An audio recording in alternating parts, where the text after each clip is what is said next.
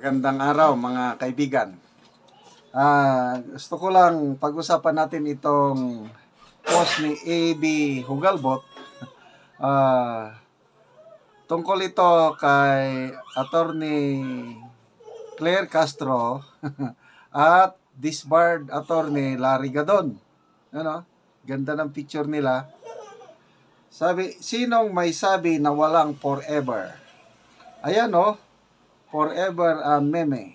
And so I was told, the legal profession will never be the same again. Tapos dito sa mga comments, grabe, sabi, match made in Malacanang. Love team, Lala, Larry, and Claire. The barkers are distractions, the garbage. Both Obob. Obob, puros Yan, team Boba. The Bobo team, Krong team, ang dami. Love team of the year, BBM admin. Nindot na sila mag-love team. Yes. So, nakakatawa itong mga opisyalis natin sa Malacanang. Okay? Isang disbarred lawyer na napakaingay at isang lawyer nandiyan pa rin. Kaya lang, sayang, nung una na nanonood ako sa kanyang mga vlog, magaling din magpaliwanag sa kanyang mga vlog. Bakit ngayon? Wala na nalulutang na ang kanyang mga pahayag. Nakakahiya yung Executive Order number 74, hindi niya alam. SIM card ang sinagot niya. Kaya tinatawag na siya ngayon na attorney SIM card. Okay. Ito, mayroong, speaking of PCO, may post si Sas Rogando Sasut 4 hours ago. Presidential Communications Office. Pina-pull out daw sa inyo ng AMCOR press release ninyo na lilipat sila from China to PH. Nag-i-explore pa lang naman daw na mag-expand to Philippines. Di naman daw lilipat, kundi mag-expand. Any comment?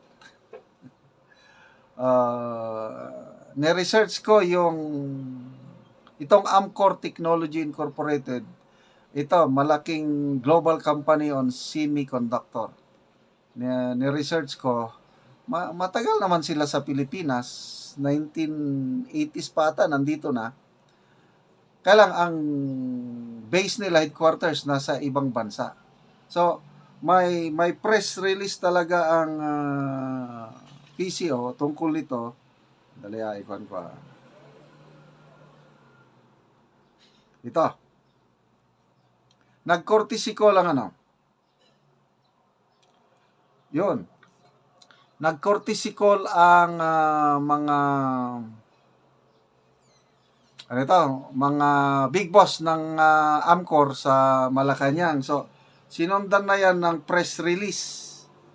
Saan ko yung press release? Nasaan na? Yung press release, sinasabi na lilipat na daw ang lilipat na ang headquarters ng Amcor dito sa Pilipinas. Hindi daw. Nasaan na yung press release? Tinanggap ng Pangulong Marcos yung mga executives ng Amcor Technology Incorporated.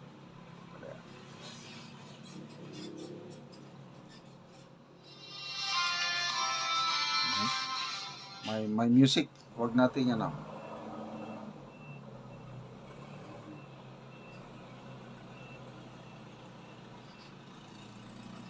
Anyway,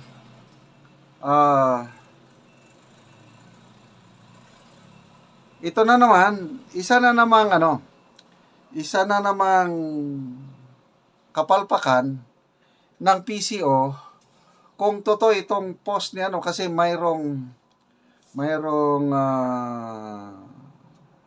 mga puting ahas ni Sasasot na nagsasabi na hindi daw talaga totoo na lilipat yung headquarters ng Amcor Technology dito sa Pilipinas. Hindi. Kaya lang, sa press release, pinapalabas na lilipat ng headquarters. Malayo. Ano ba na? Sino ba talaga ang originator ng fake news? Pinaparatangan ang mga ibang DDS vloggers, yung 37 Noisy na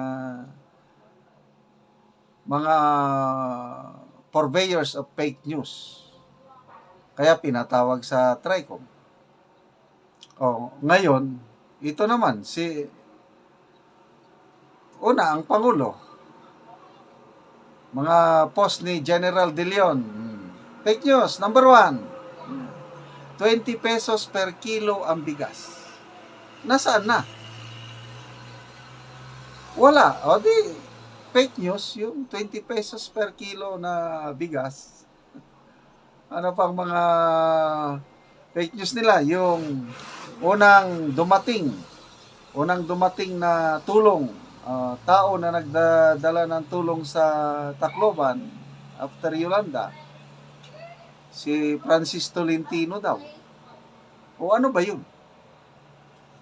Di ba fake news? Dahil ang unang dumating, si then Mayor Rodrigo Roa Duterte. Yung KOJC seeds, last year. Very confident ang Pangulo na nagsabi, walang baril ang mga pulis. Ano yung sinasabi nyo na human rights violation? Walang baril ang mga pulis. So, ano ba yun? Di ba yun mga fake news? Dahil, klaro naman na may dalang baril ang mga pulis sa KOJC seeds. Anyway, so, sana, konting, naman ang palasyo sa PCO, na wag lang basta-basta magpahayag ng mga ganon. Sagutin nyo itong tanong ni Sasasot na pinapa-pull out ng Amcor yung press release dahil hindi totoong balita. Okay, salamat sa inyong panonood palagi sa ating mga videos, mga kaibigan. Dahil sa inyo, nakakatulong tayo sa tribong Talaandig sa Bukidnon. Namimigay tayo ng yero at pako sa tribo para ma-repair ang kanilang sira-sirang tahanan. Naku, kawawang kalagayan nitong tribo na ito. So, salamat sa inyong panonood, lalo na ang hindi nyo pag-skip ng ads. Panoorin ang video na ito. Na anami diri sa Ilaya ug mauna ni kadtong balay nga panit lang sa kahoy ug karon wala na diri tong tag-iya sa balay, tuan na sila ni uli sa ilang nahuman nga balay kadtong gihatag sa ilaha nga yero. Ug karon mao ni kadtong ilang payag nga bolsuton in taon nga panit lang sa kahoy. Nga luoy kaayo ang ilang kahimtang. So karon nakahuman na sila sa ilang balay ug akong bisitahon ang ilang nahuman nga balay. Og karon mao na ni kadtong tag-iya adtong payag-payag nga luoy kaayo karon human na sila og balay. Og mao na ni ang ilang balay. Nga nahuman nila nga hero. Og mao na ni ang nahuman ilang ante. Ayo ante. Sakat ko sa inyong nahuman nga balay. Salamat kami kay Oo. kami. Nakabalay na gid mo ante ba? Human na. Mana?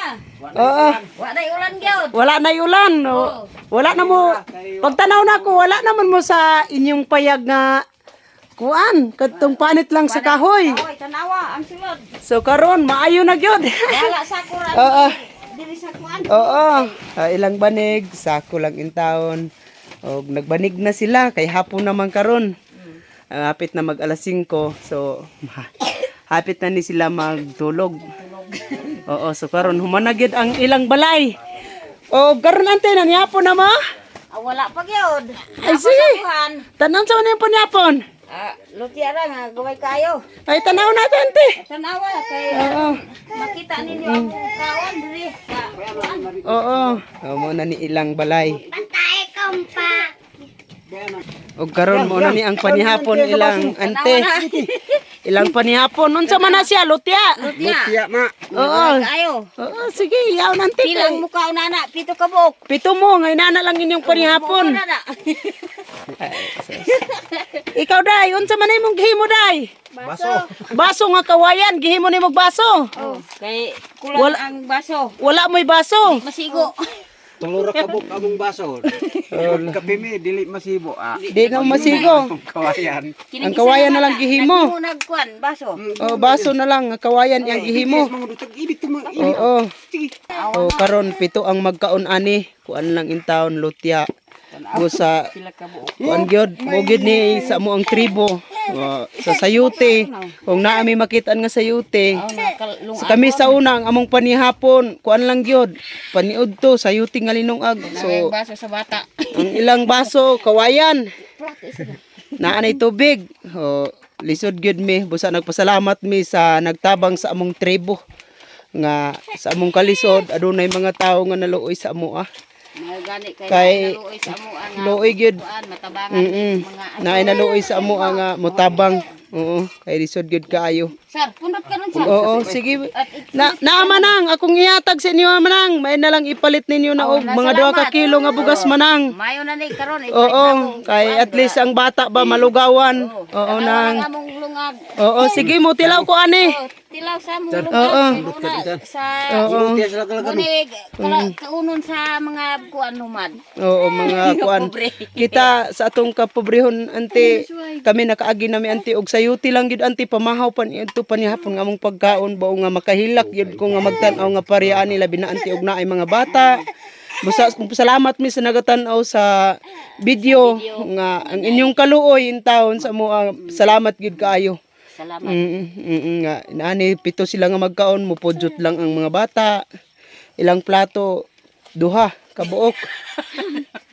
So salamat kaayo gyud sa nagatan-aw sa video og labi na sa Ginoo nga adunay gihikap nga mga tawo nga maluoy sa sama namo sa among